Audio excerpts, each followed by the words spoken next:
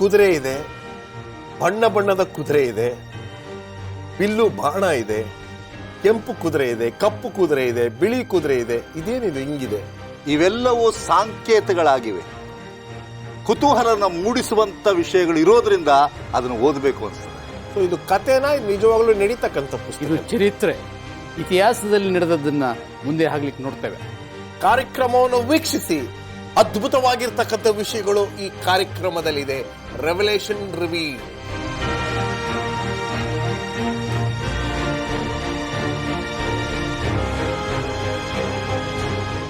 ಪ್ರಕಟಣೆ ಪುಸ್ತಕದಿಂದ revelation revealed ಎಂಬತಕ್ಕಂಥ ಈ ಕಾರ್ಯಕ್ರಮಕ್ಕೆ ನಿಮ್ಮೆಲ್ಲರಿಗೂ ಸುಸ್ವಾಗತ.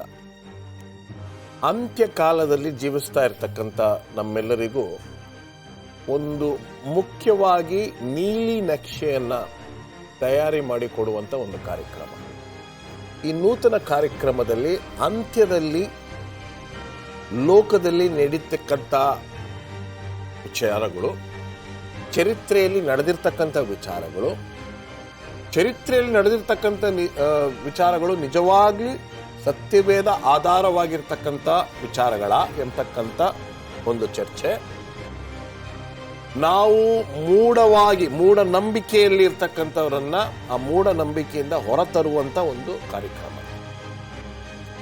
6ನೇ ಅಧ್ಯಾಯದಲ್ಲಿದ್ದೇವೆ, 6ನೇ ವಚನದಲ್ಲಿದ್ದೇವೆ. ಮೊದಲನೇ ಸಾರಿ ಈ ಕಾರ್ಯಕ್ರಮವನ್ನು ನೋಡ್ತಾ ಇರ್ತಕ್ಕಂಥವ್ರಿಗೆ ಒಂದು ಸಣ್ಣ ತಾತ್ಪರ್ಯವನ್ನ ನಮ್ಮ ಹಿರಿಯ ಬೋಧಕರಾಗಿರ್ತಕ್ಕಂಥ ಪ್ರಶ್ನ ಕುಮಾರ್ ಅವರು ಕೊಡಲಿಕ್ಕಿದ್ದಾರೆ. ಅನಂತರ ಈ ದಿನದ ಚರ್ಚೆಗೆ ನಾವು ದ್ರಾಕ್ಷಾ ರಸಕ್ಕೆ ಬರ್ತಾ ಇದ್ದೀವಿ. ಅದಕ್ಕಿಂತ ಮುಂಚಿತವಾಗಿ ಏನು ನಡೀತು ಎಂಬತಕ್ಕಂಥದ್ದನ್ನ ನೀವು ತಾತ್ಪರ್ಯವಾಗಿ ಕೇಳಬೇಕು ಅಂತ ನಿಮ್ಮನ್ನು ಕೇಳ್ಕೊಳ್ತೀವಿ. ಇದುವರೆಗೂ ನಾವು ಕಲಿತಂಥ ವಿಷಯದಲ್ಲಿ ಮುದ್ರೆಗಳ ಬಗ್ಗೆ ಕಲಿತಾ ಇದ್ದೇವೆ. ಮೊದಲನೇ ಮುದ್ರೆ ಬಿಳಿ ಕುದುರೆ, 2ನೇ ಮುದ್ರೆ ಕೆಂಪು ಕುದುರೆ, 3ನೇ ಮುದ್ರೆ ಕಪ್ಪು ಕುದುರೆ. ಕೆಲವು ವಾರಗಳಿಂದ ಕೆಲವು ದಿನಗಳಿಂದಲೂ ಸಹ ನಾವು ಈ ಕಪ್ಪು ಕುದುರೆಯ ಒಂದು ಗುಣಾತಿಶಯವನ್ನು ಕಲಿತಾ ಇದ್ದೇವೆ. ಎಷ್ಟು ಪ್ರಾಮುಖ್ಯವಾಗಿದೆ, ಸತ್ಯವು ಒಂದು ಕಡೆಯಿಂದ ಇನ್ನೊಂದು ಕಡೆ ಬದಲಾಗ್ತಾ ಇದೆ ಎಂಬುದಾಗಿ ಹೇಳುವುದು ಸಾಧಾರಣವಾದದ್ದಲ್ಲ. ಸೊ ಈ 4ನೇ ಜೀವಿ ಈ 3ನೇ ಮುದ್ರೆಯನ್ನು ಒಡೆಯುವಾಗ ತಿಳಿಸ್ತಕ್ಕಂಥ ಸತ್ಯದಲ್ಲಿ ಕಳೆದ ಸಾರಿ ನಾವು ಕಲಿತುಕೊಂಡು ಗೋಧಿ ಮತ್ತು ಜವೆಗೋಧಿ ಶಾರೀರಿಕವಾಗಿ ನಮಗೆ ಊಟವನ್ನು ಕೊಡ್ತಕ್ಕಂಥದ್ದು, ಇಲ್ಲದೇ ಇದ್ರೆ ಬರಗಾಲ ಬರ್ತದೆ. ಆತ್ಮಿಕವಾಗಿ ಅದನ್ನು ನಾವು ತೆಗೆದುಕೊಳ್ಳದೇ ಇದ್ರೆ ಆಗಲೂ ಸಹ ಆತ್ಮಿಕವಾದ ಬರಗಾಲ ಇರ್ತದೆ. ಅಂತಹ ಪರಿಸ್ಥಿತಿ ಬರಲಿಕ್ಕೆ ಯಾರು ಸಹಾಯ ಮಾಡಿದ್ರು ಅಂದರೆ, ಮೊದಲನೇದಾಗಿ ಸೈತಾನನು ಜನರ ಕೈಯಲ್ಲಿ ಸತ್ಯವನ್ನು ಕೊಡಬಾರ್ದು. ಯಾಕೆಂದರೆ ಸತ್ಯವನ್ನು ಕೊಟ್ಟರೆ the Bible wood exalt god. ಸತ್ಯ ಯಾವುದ್ರ ಬಗ್ಗೆ ತಿಳಿಸ್ತದೆ? ದೇವರ ಬಗ್ಗೆ ಗೊತ್ತಾಗಬಾರ್ದು ಅಂತ ಸೈತಾನ ಉದ್ದೇಶ. ನಿಮ್ಮ ಕೈಲಿ ಸತ್ಯವೇದ ಇದ್ದರೆ ನಾನು ಹೇಳ್ದನ್ನು ಕೇಳಲ್ಲ, ನೀವೇ ಓದಿ ತಿಳ್ಕೊಳ್ತೀರ. ಆಗ ತಿಳ್ಕೊಳ್ಬಾರ್ದು. ನಾನು ಹೇಳೋ ಸುಳ್ಳನ್ನೇ ನೀವು ಸತ್ಯ ಅಂತ ತಿಳ್ಕೊಳ್ಬೇಕು. ಇವತ್ತು ಶೇಕಡ ಎಷ್ಟು ಜನ ಸತ್ಯವೇದ ಹೀಗೆ ಹೇಳ್ತದೆ ಅಂತ ಹೇಳೋದಿಲ್ಲ. ಅವರು ಹೇಳಿದ್ದಾರೆ, ನನಗೆ ನಮ್ಮ ಬೋಧಕರು ಹೇಳಿದ್ದಾರೆ, ಇವರು ಎಷ್ಟೊಂದು 1000 ಜನರನ್ನು ಗುಣಪಡಿಸಿದ್ದಾರೆ, ಎಷ್ಟೊಂದು ದೊಡ್ಡ ದೊಡ್ಡ ಕೂಟಗಳನ್ನ ಮಾಡ್ಕೊಂಡಿದ್ದಾರೆ, ಇವರಲ್ಲಿ ಎಷ್ಟು ಹಿಂಬಾಲಕರಿದ್ದಾರೆ, ಅವ್ರು ಹೇಳಿದ್ದೇ ಕರೆಕ್ಟು, ಸತ್ಯವೇದ ತಪ್ಪಲ್ಲ ಎಂಬುದಾಗಿ. ಒಂದು ಸಣ್ಣ ದೃಷ್ಟಾಂತ ಕೊಡ್ತೇನೆ. KGF ಎಂಬತಕ್ಕಂಥ ಒಂದು ಸ್ಥಳದಲ್ಲಿ ಒಂದು ದೊಡ್ಡ ಮೈದಾನದಲ್ಲಿ ಒಂದು ಕೂಟ ನಡೀತಾ ಇತ್ತು. ನಮ್ಮ ಸಭೆಯಲ್ಲಿರ್ತಕ್ಕಂಥ ಕೆಲವು ಯೌವನಸ್ಥರು ನಮ್ಮ ಸಭೆ ಬಗ್ಗೆ ಬೇಜಾರಾಗೋಯ್ತು ಅವ್ರಿಗೆ. ಯಾಕೆ ನಮ್ಮ ಸಭೆ ಸರಿ ಇಲ್ಲ, ಎನ್ಕರೇಜೇ ಮಾಡಲ್ಲ, ಇವರೇನು ಮಾಡಲ್ಲ, ಇವ್ರು ಎಷ್ಟು ಚೆನ್ನಾಗಿ ಪ್ರಸಂಗ ಮಾಡ್ತಾರೆ, ಎಷ್ಟು ಜನ ಬಂದಿದ್ದಾರೆ ಇಲ್ಲಿ, ಇವ್ರ ಜೊತೆಲಿ ನಾವು ಹಿಂಬಾಲಿಸೋಣ ಅಂದ್ಬಿಟ್ಟು ಕೂಟ ಆದಮೇಲೆ ಅವ್ರನ್ನೋಗಿ ಕೇಳ್ತಾರೆ, ಪಾಸ್ಟ್ರೇ ನಿಮ್ಮ ಕೂಟ ಚೆನ್ನಾಗಿತ್ತು, ನೀವು ಭಾಳ ಚೆನ್ನಾಗಿ ಪ್ರಸಂಗ ಮಾಡ್ತೀರಾ, ನಿಮ್ಮನ್ನು ನಾವು ಹಿಂಬಾಲಿಸ್ಬೇಕು ಅಂತಿದ್ದೀವಿ. ಮೊದಲನೇದಾಗ ಅವ್ರು ಕೇಳಿದ್ರಂತೆ, ನೀವಿಬ್ಬರು ಯಾವ ಸಭೆಯಿಂದ ಬಂದಿದ್ದೀರ ಅದನ್ನು ಹೇಳ್ರಿ ಅಂತ ಹೇಳುವಾಗ ಅವ್ರು ಹೇಳಿದ್ರಂತೆ, ಸರ್ ನಾವಿಲ್ಲೇ ಸೆವೆಂತ್ ಡೇ ಅಡ್ವೆಂಟಿಸ್ಟ್ ಸಭೆ ಅದಕ್ಕೆ ಸೇರಿದ್ದೀವಿ ಸರ್. ಒಂದು ಕೆಲಸ ಮಾಡಿ, ಆ ಸಭೆನೇ ಬಿಟ್ಟು ಬರಬೇಡಿ, ಅಲ್ಲೇ ಇರಿ, ಯಾಕೆಂದರೆ ಸತ್ಯ ಆ ಸಭೆಯಲ್ಲೇ ಇದೆ ಅಂತ. ಸತ್ಯ ಎಲ್ಲಿದೆ ಅಲ್ಲಿ ಗೊಂದಲಗಳಿದ್ದೇ ಇರ್ತವೆ, ಎಸ್ ಸರ್. ಸಮಸ್ಯೆಗಳಿದ್ದೇ ಇರ್ತದೆ. ಅದಕ್ಕೋಸ್ಕರ ಸತ್ಯವನ್ನೇ ಬಿಟ್ಟು ಹೋಗಬಾರ್ದು ನಾವು. ಜನರು ಸತ್ಯದಲ್ಲಿ ನಡೆದಿದ್ರು ಪರವಾಗಿಲ್ಲ, ದೇವರು ನೀತಿವಂತನು ಸತ್ಯವಂತನು. ಆ ದೇವರಿಗೋಸ್ಕರ, ಆ ಸತ್ಯಕ್ಕೋಸ್ಕರ ನಾವು ಇರಬೇಕು. ಸೊ ಈ ಪ್ರಕಟಣೆ ಪುಸ್ತಕವನ್ನು ನಾವು ಯಾಕೆ ಕಲಿಸ್ತಾ ಇದ್ದೇವೆ ಜನಗಳಿಗೆ ಅಂದರೆ, ಸತ್ಯದಲ್ಲಿ ನಿಮ್ಮನ್ನು ಬೇರೂರ್ಕೊಳ್ಳಿ. ಯಾಕಂದರೆ ಆ ಸತ್ಯ ನಿಮ್ಮನ್ನು ಬಿಡುಗಡೆ ಮಾಡ್ತದೆ. ಈ ಮುದ್ರೆಗಳು, ಈ ಸಭೆಗಳು, ಈ ತುತ್ತೂರಿಗಳು, ಈ ಉಪದ್ರವಗಳು, ಇವೆಲ್ಲವನ್ನು ಕೂಲಂಕುಷವಾಗಿ ನೀವು ಕಲ್ತ್ಕೊಂಡಾಗ ಎರಡನೇ ಬರುಣಕ್ಕೆ ನಿಮ್ಮನ್ನು ನೀವು ಸಿದ್ಧ ಮಾಡ್ಕೊಳ್ತೀರಾ. ಆ ಸಿದ್ಧತೆಗೋಸ್ಕರ ಈ ಪ್ರಕಟಣೆ ಪುಸ್ತಕವನ್ನು ನೀವು ಓದಬೇಕು. ಇಲ್ಲ ಒಂದು ಕಡೆ ಈ ನೀವು ಹೇಳಿದ ರೀತಿಯಲ್ಲಿ ನನ್ನ ಮಗನಿಗೆ ಇದು ಕೊಟ್ಟಲಿಲ್ಲ, ನನ್ನ ಮಗಳಿಗೆ ಒಂದು ಸ್ಪೆಷಲ್ ಸಾಂಗ್ ಕೊಡಲಿಲ್ಲ ಪಾಸ್ಟ್ರೆ, ನಾವು ಇನ್ಮೇಲೆ ಈ ಚರ್ಚಿಗೆ ಬರೋದೇ ಇಲ್ಲ ಅಂತ. ಎಷ್ಟೋ ಸಂದರ್ಭಗಳಲ್ಲಿ ಇಂಥ ಒಂದು ಅರ್ಥ ಇಲ್ಲದೇ ಇರತಕ್ಕಂಥ ಕಾರಣಗಳಿಂದ ಸತ್ಯ ಸಭೆಯನ್ನು ಬಿಟ್ಟು ಹೋಗ್ತಕ್ಕಂಥದ್ದನ್ನು ನಾವು ನೋಡ್ತೀವಿ. ಓಕೆ, ಮುಂದೆ ಹೋಗೋಣ. ಇಲ್ಲಿ ತುಂಬ ಮುಖ್ಯವಾಗಿರ್ತಕ್ಕಂಥ ಕೆಲವು ಅಂಶಗಳನ್ನು ನಾವು ಕಲೀಲಿಕ್ಕೆ ಹೋಗ್ತಾ ಇದ್ದೀವಿ. ಈ ಒಂದು ಎಣ್ಣೆ ದ್ರಾಕ್ಷಾರಸವನ್ನು ದಯವಿಟ್ಟು ಯಾಕೆ ಇದರ ಬಗ್ಗೆ ನಾವು ಕಲಿಬೇಕು ಎಂಬತಕ್ಕಂಥದ್ದನ್ನು ತಿಳಿಸ್ಕೊಡಿ. ಆ ವಚನ ಓದೋಣ ಮೊದಲು. Yes sir.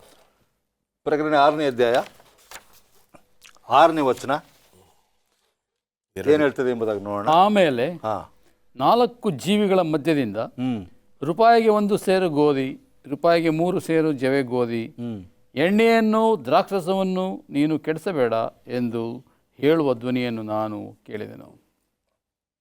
ಗೋಧಿ, ಜವೆ ಗೋಧಿ, ಅನ್ಯಾಯದ ವ್ಯಾಪಾರ, ತಕ್ಕಡಿ, ಇದ್ರ ಬಗ್ಗೆ ನಾವು ಕಲ್ತ್ಕೊಂಡಿದ್ದೀವಿ. ಈಗ ನಾವು ಕಲಿತಕ್ಕಂಥ ವಿಷಯ ಎಣ್ಣೆ ಬಗ್ಗೆ. ಫಸ್ಟ್ ಎಣ್ಣೆ ಯಾವುದಕ್ಕೆ ಹೋಲಿಸಲ್ಪಟ್ಟಿದೆ? ಪವಿತ್ರಾತ್ಮನಿಗೆ. ಈ ದ್ರಾಕ್ಷರಸ ದೈವಿಕ ತತ್ವಗಳಿಗೆ.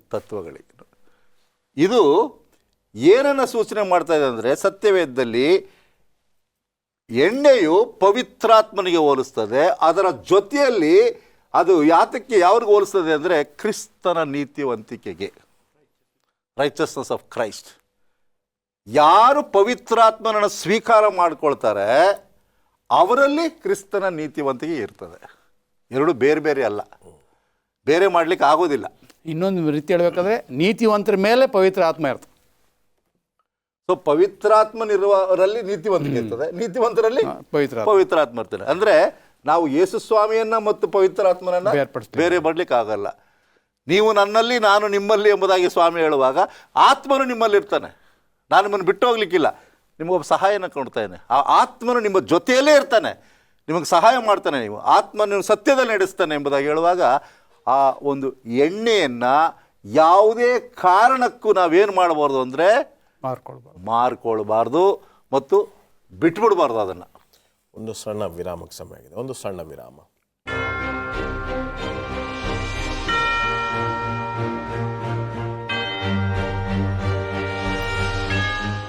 ದ್ರಾಕ್ಷಾ ರಸವು, ಎಣ್ಣೆಯು ಏನನ್ನು ಸೂಚಿಸ್ತಕ್ಕಂಥದ್ದು ಎಂಬತಕ್ಕಂಥದ್ದನ್ನು ನಾವು ಇಲ್ಲಿ ಅರ್ಥ ಮಾಡಿಕೊಂಡರೆ, ಈ ಅಂತ್ಯಕಾಲದಲ್ಲಿ ಜೀವಿಸ್ತಾ ಇರ್ತಕ್ಕಂಥ ನಮಗೆ ಅನೇಕ ಸತ್ಯಗಳು ಇದರ ಮೂಲಕ ಬರುವಂಥದ್ದಾಗಿದೆ. ಮಾಸ್ಟರ್ ರಾಜದಾಸ್ ಹೇಳಿ. ಈಗ ತಾನೇ ನಾವು ಎಣ್ಣೆನ ಯಾವ್ದು ಹೋಲಿಕೆ ಆಗಿದೆ? ಪವಿತ್ರಾತ್ಮನಿಗೆ. ನಾವು ಹಳೆ ಒಳಕ್ಕೆ ಹೋದುವಾಗ ಒಂದು ಮರ ಇರ್ತದೆ, ಆ ಮರದಲ್ಲಿ 2 ನಾಳ ಇರ್ತದೆ. 2 ನಾಳದಿಂದ ಏನು ಹೋಗುತ್ತೆ? ಎಣ್ಣೆ ಹರಿತಿರ್ತದೆ ದೀಪ ಸ್ತಂಭಕ್ಕೆ. ಅದೇಂತ ಹೇಳಿದ್ರೆ ಪವಿತ್ರಾತ್ಮನ ಸಹಾಯ ಇದ್ದಾಗ ಮಾತ್ರ ಆ ಬೆಳಕು ಉರಿಲಿಕ್ಕೆ ಸಾಧ್ಯ. ಯಾವುದೇ ದೀಪ ಉರಿಬೇಕಾದ್ರೆ ಎಣ್ಣೆ ಬೇಕು. ಎಣ್ಣೆ ಯಾವ್ದು ಹೋಲಿಕೆ ಆಗಿದೆ ಅಂದರೆ ಪವಿತ್ರಾತ್ಮನ ಪ್ರಸನ್ನತೆಗಾಗಿ.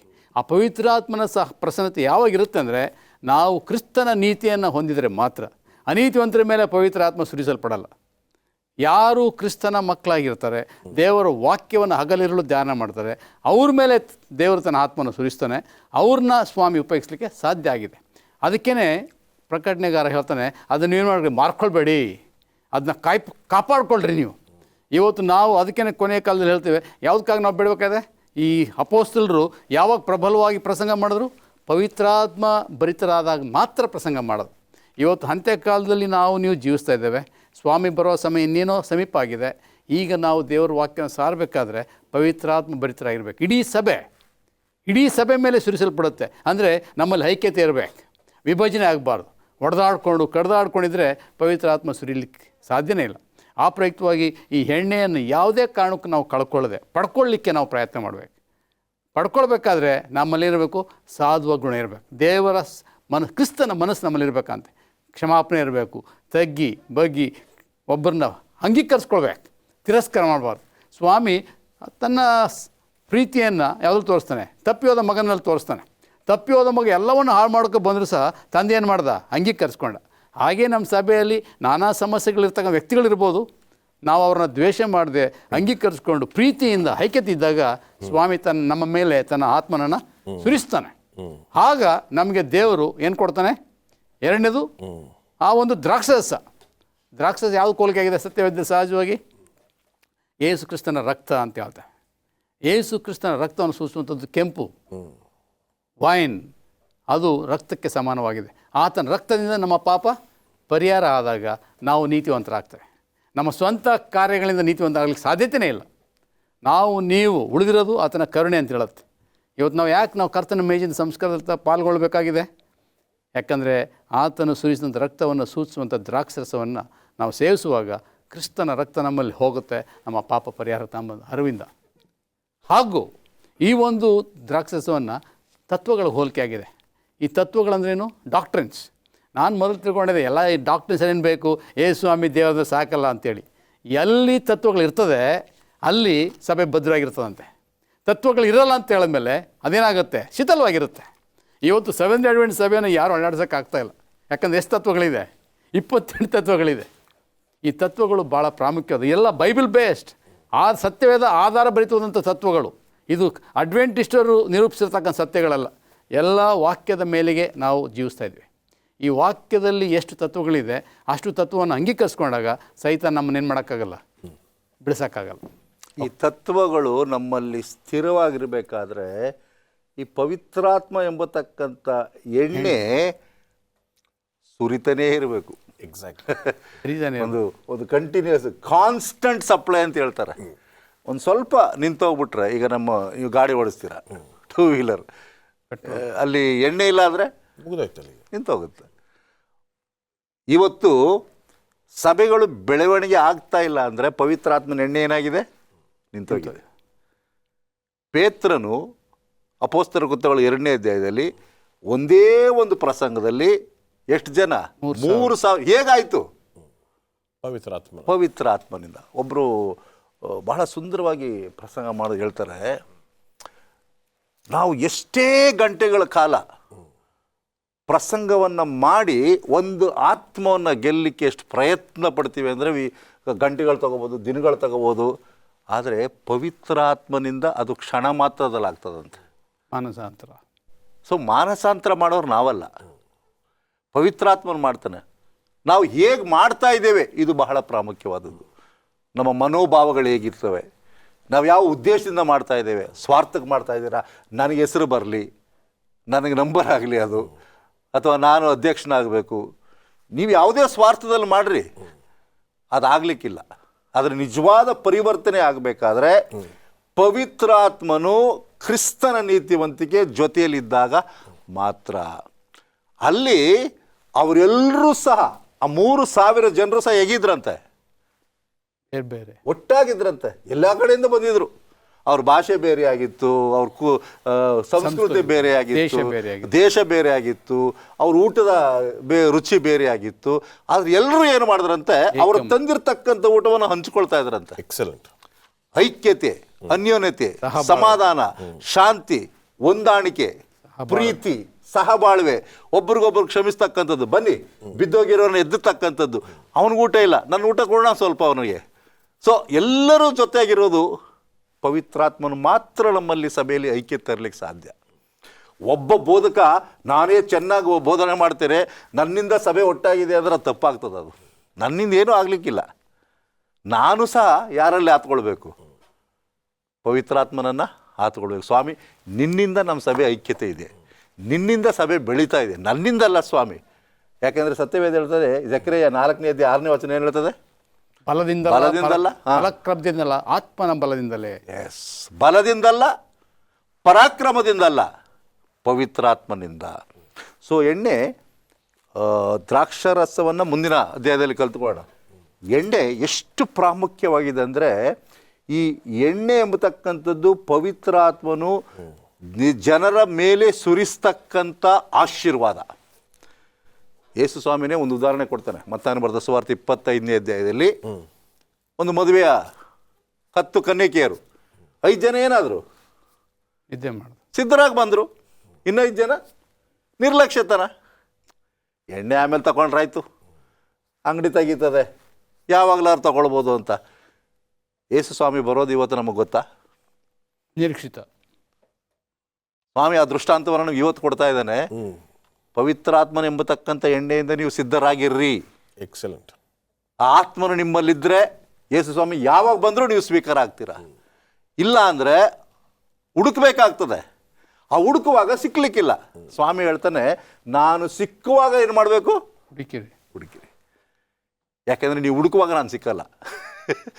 ಯೇಸು ಸ್ವಾಮಿ ಇರುವಾಗಲೇ ನಾವು ಅದನ್ನು ಪಡ್ಕೊಳ್ಬೇಕು. ಪವಿತ್ರಾತ್ಮನನ್ನು ಉಚಿತವಾಗಿ ಸ್ವಾಮಿ ಕೊಟ್ಟಿದ್ದಾನೆ. ಒಂದು ವೇಳೆ ಇನ್ನೊಂದು ರೀತಿಯಲ್ಲಿ ಹೇಳಬೇಕಾದ್ರೆ, the holy spirit is a gift. ಪವಿತ್ರಾತ್ಮನದೇನು? ಒಂದು ವರ. ಆ ಪವಿತ್ರಾತ್ಮನ ವರವನ್ನು ನಾವು ಪಡೆದುಕೊಂಡಾಗ ಗಲಾತ್ಯದವರೆಗೆ ಬರೆದ ಪತ್ರಿಕೆ 5ನೇ ಅಧ್ಯಾಯ 22-23 ಎಲ್ಲ ಫಲಗಳು ನಮ್ಮಲ್ಲಿ ಸಿಕ್ಕುವಂಥದ್ದಾಗಿದೆ. ಖಂಡಿತವಾಗ್ಲೂ ಇದ್ರ ಬಗ್ಗೆ ಮುಂದಿನ ಭಾಗದಲ್ಲಿ ಇನ್ನೂ ಸ್ವಲ್ಪ ಚರ್ಚೆ ಮಾಡೋಣ. ಈಗ ವಿರಾಮಕ್ಕೆ ಸಮಯ ಆಗಿದೆ. ಒಂದು ಸಣ್ಣ ವಿರಾಮ.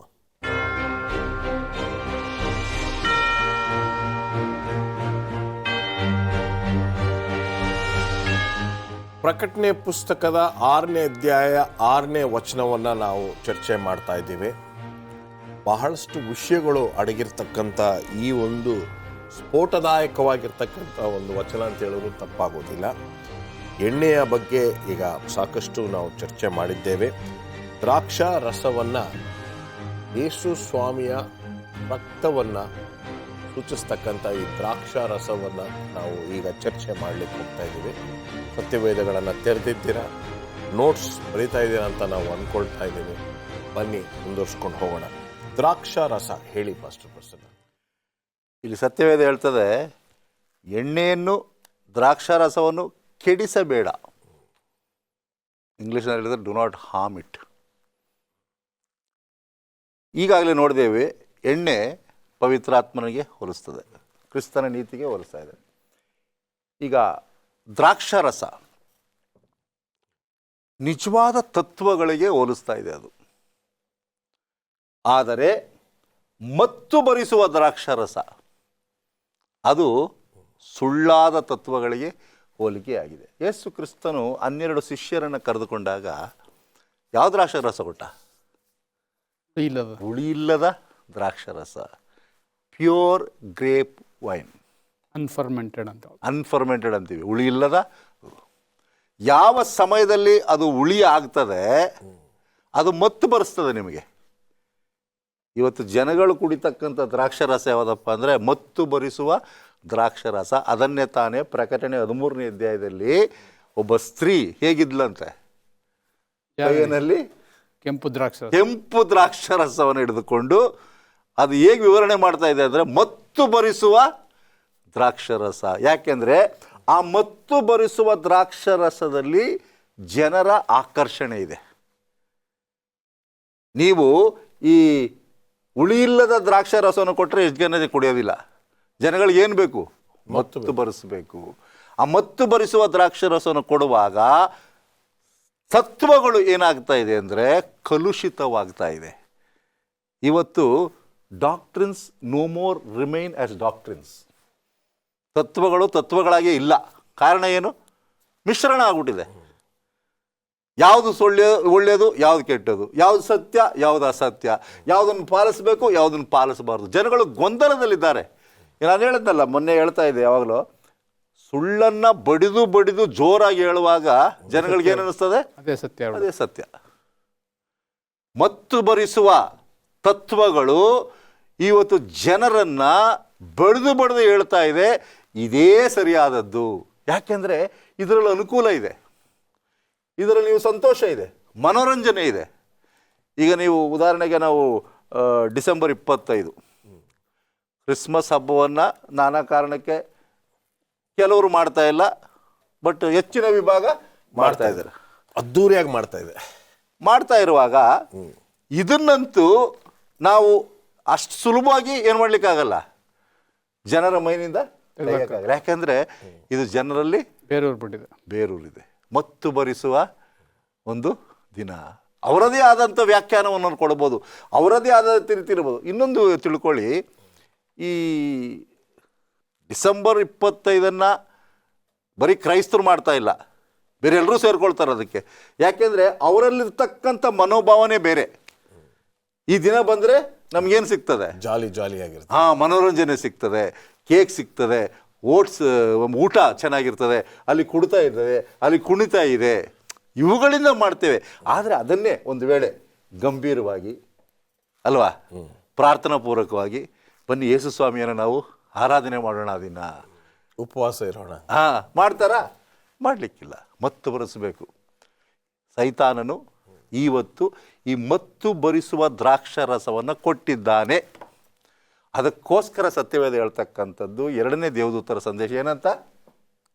ಬ್ಯಾಬಿಲೋನ್ ದೇಶವನ್ನು ಬಿಟ್ಟು ಹೊರಗಡೆ ಬಾ. ಯಾಕೆಂದರೆ ಆ ಬ್ಯಾಬಿಲೋನ್ ಅಂದರೆ ಗಲಿಬಿಲಿ, ಲೋಕವನ್ನು ಗಲಿಬಿಲಿ ಮಾಡ್ತಕ್ಕಂಥದ್ದು, ತತ್ವಗಳನ್ನು ಗಲಿಬಿಲಿ ಮಾಡ್ತಕ್ಕಂಥದ್ದು, ಸುಳ್ಳನ್ನು ಸತ್ಯ ಎಂಬುದಾಗಿ ಹೇಳ್ತಕ್ಕಂಥದ್ದು, ಇವೆಲ್ಲವೂ ಕೂಡಿಕೊಂಡಿರುವಾಗ ಅದರಿಂದ ನೀವು ಹೊರಗಡೆ ಬಾ. ಅದಕ್ಕೋಸ್ಕರ ಹೇಳ್ತಕ್ಕಂಥದ್ದು ಎಣ್ಣೆಯನ್ನು ದ್ರಾಕ್ಷಾರಸವನ್ನು ಕೆಡಿಸಬೇಡ, ಬಿಟ್ಬಿಡು.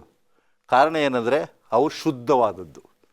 ಎಣ್ಣೆ ಪವಿತ್ರಾತ್ಮ, ದ್ರಾಕ್ಷಾರಸ ಒಂದು ವಾಕ್ಯ ಓದೋಣ.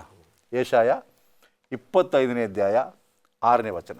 ಇದಲ್ಲದೆ ಸೇನಾಧೀಶ್ವರನಾದ ಯೆಹೋವನು ಈ ಪರ್ವತದಲ್ಲಿ ಸಕಲ ಜನಾಂಗಗಳಿಗೂ ಸಾರವತ್ತಾದ ಮೃಷ್ಟನ್ನದಿಂದಲೂ ಮಡ್ಡಿಗಟ್ಟಿದ ಮೇಲೆ ಶೋಧಿಸಿದ ದ್ರಾಕ್ಷರಸದಿಂದಲೂ ಕೂಡಿದ ಔತಣವನ್ನು ಅಣಿ ಮಾಡುವನು. ಯಾವುದು? ಇಂಗ್ಲೀಷ್ನಲ್ಲಿ ಭಾಳ ಚೆನ್ನಾಗಿ ಹೇಳ್ತದೆ, wine is a symbol of spiritual blessings. ಉಳಿಯಿಲ್ಲದ ದ್ರಾಕ್ಷರಸ ತತ್ವಗಳು ಅವು ಆತ್ಮಿಕ ಆಶೀರ್ವಾದವನ್ನು ಕೊಡ್ತವೆ ಎಂಬುದಾಗಿ. ಇನ್ನೊಂದು ವಚನ ಓದೋಣ. ಯೆಶಾಯ 55ನೇ ಅಧ್ಯಾಯ 1ನೇ ವಚನ. ಎಲೈ ಬಾಯಾರಿದ ಸಕಲ ಜನರೇ, ನೀರಿನ ಬೆಳೆಗೆ ಬನ್ನಿರಿ, ಹಣವಿಲ್ಲದವನು ಸಹ ಬರಲಿ. ಬನ್ನಿರಿ, ಕೊಂಡುಕೊಳ್ಳಿರಿ, ಉಣ್ಣಿರಿ. ಬಂದು ದ್ರಾಕ್ಷರಸವನ್ನು ಹಾಲನ್ನು ಹಣ ಕೊಡದೆ ಕ್ರಾಯವಿಲ್ಲದೆ ತೆಗೆದುಕೊಳ್ಳಿರಿ. ಉಚಿತವಾಗಿ ಸ್ವಾಮಿ ಕೊಡ್ಲಿಕ್ಕೆ ಇಷ್ಟಪಡ್ತಾನೆ. ಸತ್ಯವು ಯಾವತ್ತಿಗೂ ಮಾರಾಟ ಆಗಿಲ್ಲ. Truth is free. ಸ್ವಾಮಿ ಹೇಳ್ತಾನೆ, ನನ್ನ ಬಳಿಗೆ ಬಂದರೆ ನಿಮಗೇನು ಕೊಡ್ತೇನೆ? ಉಚಿತವಾಗಿ ದ್ರಾಕ್ಷಾರಸ ಕೊಡ್ತೇನೆ, ನೀರನ್ನು ಕೊಡ್ತೇನೆ, ರೊಟ್ಟಿಯನ್ನು ಕೊಡ್ತೇನೆ, ಇದೆಲ್ಲವನ್ನ ನಾನು ಉಚಿತವಾಗಿ ಕೊಡ್ತೇನೆ. ಕಾಸು ಕೊಡಬೇಕಾಗಿಲ್ಲ, ತಕ್ಕೊಂಡು ಸಂತೋಷವಾಗಿರ್ರಿ. ಅಂದರೆ ಜನಗಳಿಗೆ ಇವತ್ತೇನಪ್ಪ ಅಂದರೆ ಕಾಸು ಕೊಟ್ಟು ನಾವು ದೇಹ ಹಾಳು ಮಾಡ್ಕೊಳ್ಬೇಕು, ಕಾಸು ಕೊಟ್ಟು ಮತ್ತು ಬರೆಸ್ಕೊಳ್ಬೇಕು ನಾವು. ಈ ದ್ರಾಕ್ಷಾರಸವನ್ನು ಇನ್ನೂ ಸ್ವಲ್ಪ ಆಳವಾಗಿ ತಿಳ್ಬೇಕಂದ್ರೆ ಯೇಸು ಕ್ರಿಸ್ತನು ಈಗಾಗಲೇ ಬೋಧಕರು ಹೇಳಿದ್ರಲ್ಲ, ಯಾವುದು ಹೋಲಿಸಲ್ಪಟ್ಟಿದೆ? ನೀತಿ, ರಕ್ತ. ನಾವು ಕಮ್ಯೂನಿಯನ್ ಸರ್ವಿಸ್, ಕರ್ತನ ಹತ್ರ ಬೋಧನೆ ಕೊಡೋದನ್ನ ಏನಂತೇವೆ?